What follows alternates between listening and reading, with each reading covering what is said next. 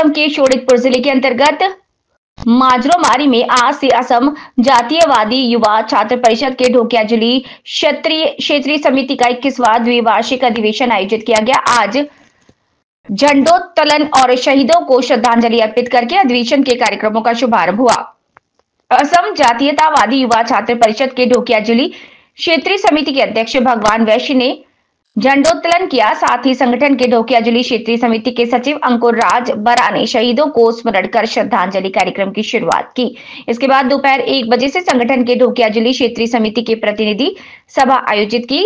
उल्लेखनीय है कि असम जातीयतावादी युवा छात्र परिषद के माजरोमारी शाखा समिति के आयोजन और स्थानीय जनता के सहयोग से ढोकियाजुली राजस्व क्षेत्र के माजरोमारी रंगमंच प्रांगण में आज इस कार्यक्रम की शुरुआत हुई। आज के कार्यक्रम में संगठन के केंद्रीय मुख्य सलाहकार राणा प्रताप बोरवा ने उपस्थित होकर संगठनात्मक दृष्टि से महत्वपूर्ण भाषण दिया। इसके अलावा केंद्रीय साहित्य सचिव सुजीत कटकी, शोणितपुर जिला समिति के प्रभारी अध्यक्ष दिलीप शर्मा, जिला समिति के महासचिव जीतू तालुकदार, केंद्रीय कार्यकारिणी सदस्य उपेंद्र कुमार नाथ, शोणितपुर जिला समिति के साहित्य सचिव धरनी केऊट समेत कई केंद्रीय नेता, शोणितपुर जिला समिति के पदाधिकारी और क्षेत्रीय और शाखा समिति के नेता कार्यकर्ता उपस्थित रहे।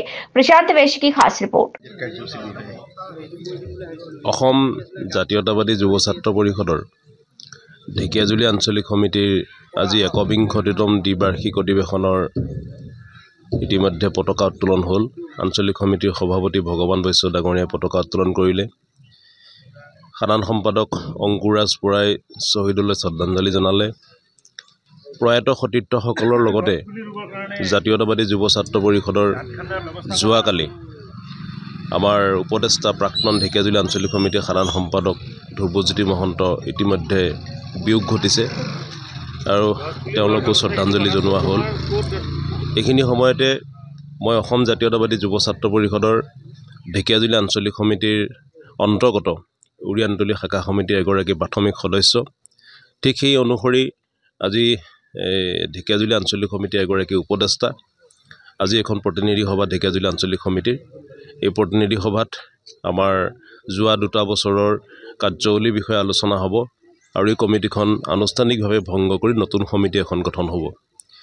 আমি আসলতে আজিৰ এই অধিৱেশন যদিও আয়োজন কৰিছোঁ, ইতিমধ্যে আমাৰ আসলতে সময়ো নাই। অহা 11 তাৰিখে জিলা সমিতিৰ অধিৱেশন ৰঙাপৰাত। গতিকে আজি আমি পতাকা উত্তোলন কৰি অৰ্ধনিৰ্মিত কৰি ৰাখিছোঁ ধ্ৰুৱ মহন্তলৈ শ্ৰদ্ধাঞ্জলি জনাই। আৰু সাংস্কৃতিক যি কাৰ্যসূচী আছিলে ৰাতি, আমি সাংস্কৃতিক কাৰ্যসূচী আজি আমি আসলতে স্থগিত ৰাখিছোঁ। অহাকালিলৈ এই সাংস্কৃতিক কাৰ্যসূচী অনুষ্ঠিত হ'ব তেখেতলৈ শ্ৰদ্ধাঞ্জলি নিবেদন কৰি।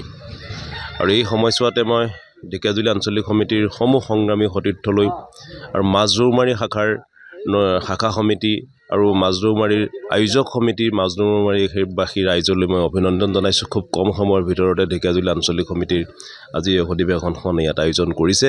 আমাৰ যিটো উদ্দেশ্য, আমাৰ যিটো উদ্যম আছিলে, আচলতে গোটেই উদ্যমটো ধ্ৰুৱদা আঁতৰিয়ে আমাৰ গোটেই উদ্যমটো হেৰাই গ'ল। শেষ কাৰ্যনিৰ্বাহক যোৱা পৰহি শেষ কাৰ্যনিৰ্বাহকতো তেওঁ আমাৰ নিজৰ লগতে আছিলে। আজিৰ সভাখনলৈ ৰাতিপুৱাই আহিলেহেঁতেন। যি কি নহওক, মানুহ এদিন সকলোৱে এদিন যাবগৈ। আমি তেওঁলোলৈ গভীৰ শ্ৰদ্ধাঞ্জলি জনাইছোঁ। আৰু আজিৰ এখন প্ৰতিনিধি সভাই এখন শক্তিশালী সমিতি গঠন হৈ পৰৱৰ্তী সময়ত শোণিতপুৰ জিলা সমিতিখন শক্তিশালী কৰি জাতীয়তাবাদী যুৱ ছাত্ৰ পৰিষদক আৰু জাতীয়তাবাদক আগুৱাই নিব বুলি মই আশা প্ৰকাশ কৰিছোঁ।